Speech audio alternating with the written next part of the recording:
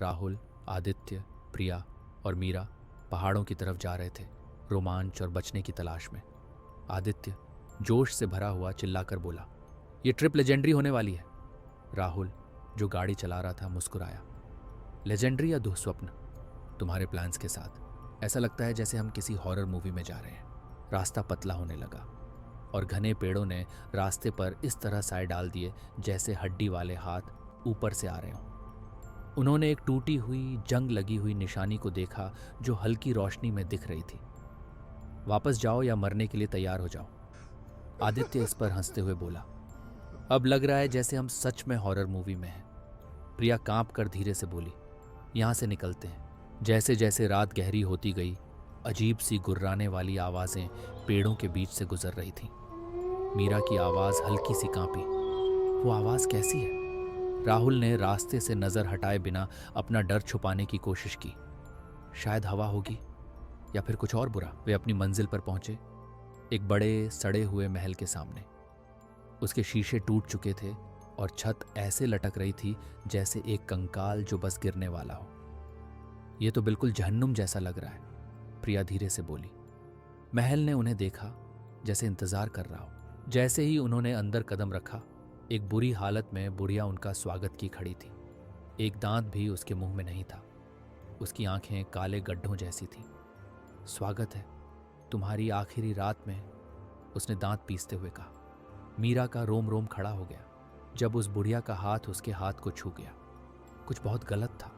रात और गहरी होती गई और अजीब सी कंपाती आवाजें हॉल में घूमने लगीं। साए अपनी जगह से हिलने लगे, दीवारों पर रिसते हुए जैसे जीवित हों। राहुल तब जम गया जब एक साया दीवार से निकलकर उस पर झपटा। उसके हाथ काले कीचड़ जैसे उसके गले में लिपट गए। भागो, उसने अपनी आवाज दबाकर कहा। मीरा चीखते हुए उठी एक डरावने सपने से जिसमें बुढ़िया एक अजीब सी मखलूक बन गई थी जिसके कई हाथ थे और उसका चेहरा फटकर दो हिस्सों में बट गया था। उसकी आंखें खाड़ी से गिर रही थीं। उसकी चीखें सच्चाई में गूंज गईं। यहां कुछ गलत हो रहा है, हमें निकलना चाहिए, वे कांपते हुए बोली। मीरा के सपने के बाद उन्होंने बेसमेंट में एक भारी लोहे का दरवाजा देखा। मुझे नहीं लगता हमें अंदर जाना चाहिए, प्रिया ने चेतावनी दी, पर जिज्ञासा उन पर हावी हो गई और उन्होंने दरवाजा खोल दिया। अंदर एक गड्ढा था जो हड्डियों से भरा हुआ था। यह जगह क्या है? आदित्य ने धीरे से कहा। बेसमेंट के दिल में एक पुरानी किताब थी, सूखे हुए खून से लथपथ, अजीब और भयानक तस्वीरों और मंत्रों से भरी हुई। जैसे ही राहुल ने उसे खोला, कमरा पीड़ा से भरी चीखों से भर गया। उसे वापस रखो, मीरा चिल्लाई, पर अब देर हो चुकी थी। महल जीवित हो गया था। बुढ़िया फिर से सामने आई, पर अब उसका शरीर टेढ़ा मेढ़ा और चूर चूर हो गया था। उसकी हड्डियां अजीब तरीके से बाहर निकली हुई थी। उसकी आंखें गड्ढे हो गई थी। तुम्हें यहां नहीं आना चाहिए था, अब तुम सब मरोगे। उसने अपने हाथ उठाए और घर कांपने लगा। प्रिया चीखती हुई नीचे देखी जब जमीन उनके नीचे से फटने लगी। आदित्य सबसे पहले गिरा। वह पीछे हटकर गिर गया जब जमीन नीचे से खिसक गई और वह नीचे चुभ रहे कांटों पर गिरा। उसका खून हर जगह छींटा। बाकी सब देखते रहे जब उसका शरीर धीरे धीरे अनजाने हाथों के द्वारा जमीन के नीचे घसीटा जा रहा था। महल खून से जीता था। जैसे जैसे आदित्य का खून जमीन में समाता गया, घर की दीवारें धड़कने लगीं जैसे जीवित हों। ये खून से जीत रहा है, राहुल चीखा। प्रिया भागने की कोशिश करने लगी, पर दरवाजा जोर से बंद हो गया और सब अंदर फंस गए। प्रिया अजीब सी दिखने लगी थी। उसकी आंखें काली और चमड़ी ढीली हो गई थी। उसके साथ कुछ गलत हो रहा है, राहुल चीखता रहा जब उसका शरीर अजीब तरीके से मुड़ने लगा, उसकी हड्डियों के टूटने की आवाज के साथ। उसकी आवाज गहरे और कर्कश हो गई। एक काली शक्ति अब उसके शरीर पर कब्जा कर चुकी थी। अब चुड़ैल के कब्जे में आई प्रिया एक भयानक विधि शुरू करने लगी। उसने अपने ही शरीर पर कुछ चिन्ह खोदे, उसका खून दीवारों पर छींटा। चुड़ैल चीखने लगी, उसका खून बलि पूरी करेगा। मीरा उसे रोकने की कोशिश की, पर प्रिया अब इंसान नहीं रही थी। चुड़ैल हर बलि के साथ मजबूत होती गई। उसने राहुल पर झपटा, बिना छुए ही उसे हवा में उठा दिया। उसका शरीर हवा में टेढ़ा होने लगा, चुड़ैल की पागल हंसी के साथ। मीरा चीखने लगी जब राहुल के हाथ और पैर एक एक करके टूटने लगे और उसके मुंह से खून टपकने लगा। मीरा, जो अब अकेली बची थी, ने फिर से किताब ढूंढी। ये उसे बहलाने लगी, बच निकलने का वादा करती हुई। तुम्हें विधि पूरी करनी होगी। उसने इस पर भरोसा नहीं किया, पर और कोई रास्ता नहीं था। कांपते हाथों से उसने मंत्र गुनगुनाना शुरू किया। चुड़ैल गुस्से से चीखी। उसका शरीर धीरे धीरे बिखरने लगा। जैसे ही चुड़ैल बिखर गई, महल गिरने लगा। मीरा भाग गई, मुश्किल से बचती हुई, जब दीवारें उसके पीछे गिरती रहीं। पर बाहर उसने कुछ देखा जो उसका खून जमाने के लिए काफी था। महल वापस आ गया था, बिल्कुल वैसा ही खड़ा जैसे कुछ हुआ ही नहीं था। चुड़ैल का श्राप अमर था। मीरा गाड़ी में बैठी, उसके हाथ खून से लथपथ थे, उसके अपने। महल ने उसे निशान लगा दिया था। चाहे वह कितना भी दूर भाग जाए, वह कभी आजाद नहीं हो पाएगी। चुड़ैल की आवाज उसके कानों में गूंज उठी, अब तुम मेरी हो। जैसे ही मीरा चाबी के साथ जद्दोजहद करते हुए बेचैनी से चाबियों को घुमाने लगी। इंजन गुर्राने लगा, लेकिन फिर उसने महसूस किया एक ठंडा सा एहसास उसके साथ बैठा है।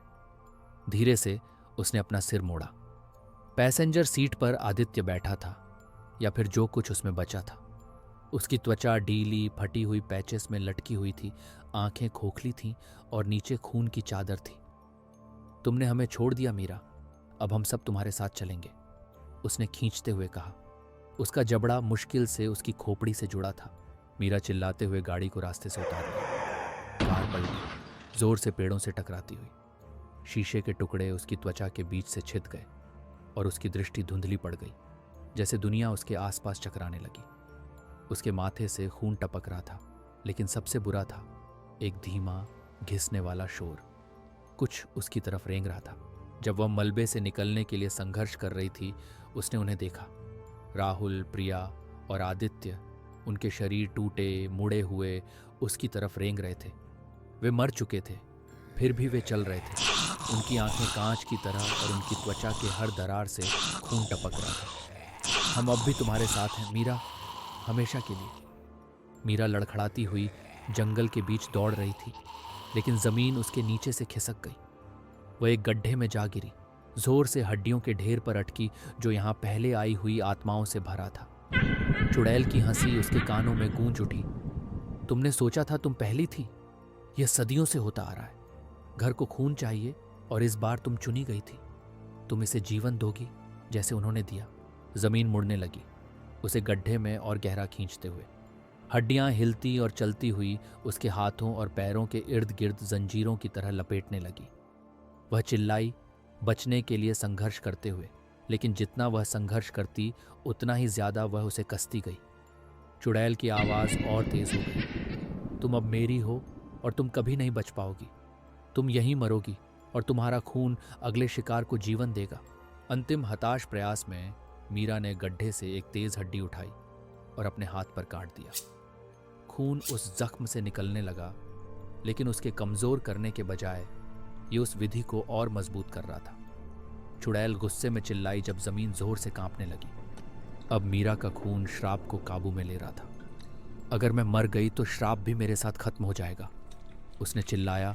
उसकी आवाज भारी और निष्ठावान थी।